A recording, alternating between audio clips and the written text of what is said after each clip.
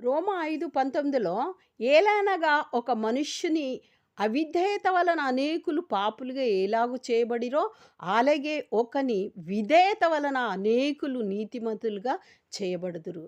అంటే 18వ వచనంలో ఒక పుణ్యకార్యం జరిగింది. ఆ పుణ్యకార్యం ఏంటిది అనంటే, యేసుక్రీస్తు వారు సిలువలో బలియాగమైనాడు.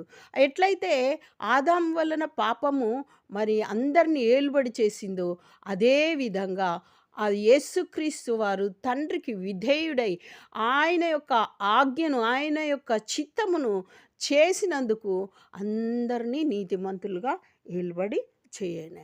ఎఫెసీ 2:5 రెండవ లైన్‌లో మనము మన అపరాధముల చేత చచ్చిన వారమై ఉండినప్పుడు, తినొద్దన్న పండు తిని చచ్చిన వారమై ఉన్నప్పుడు, 2 కొరింథీ 5:21 ఎందుకనగా మనం ఆయన యందు దేవుని నీతి అగునట్లు పాపమెరుగని ఆయనను మన కోసము పాపముగా చేసెను.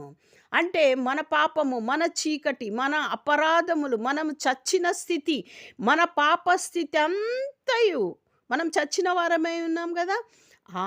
మన స్థితి అంతయు, మన చీకటంతయు ఆయన మీద మోపినాడు.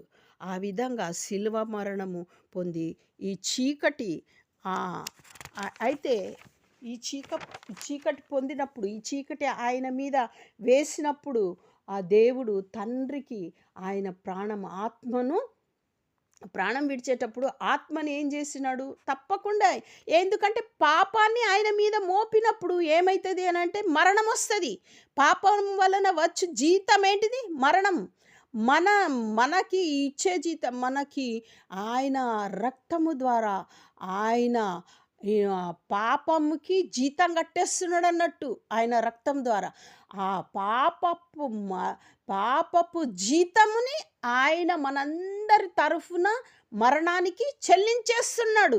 ఆ విధంగా ఆ పాపపు జీతాన్ని, మరణాన్ని ఆయన చెల్లించేటప్పుడు ఆయన యొక్క ఆత్మను తండ్రి చేతికి అప్పజెప్పినాడు. లూకాలో ఉంటది గదా!